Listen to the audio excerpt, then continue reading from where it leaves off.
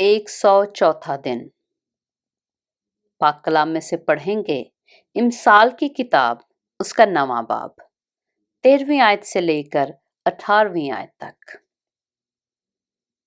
अहमक औरत गौगाई है, वो नादान है और कुछ नहीं जानती।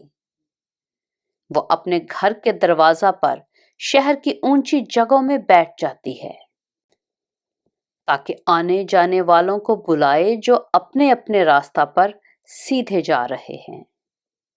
सादा दिल इधर आ जाएं, और बेअकल से वो ये कहती है, चोरी का पानी मीठा है और पोशीदगी की रोटी लजीज, पर वो नहीं जानता कि वहां मुर्दे पड़े हैं और उस औरत के मेहमान पाताल की तह में हैं। पाक कलाम के पढ़े और सुने जाने पर खुदावंद की बरकत हो।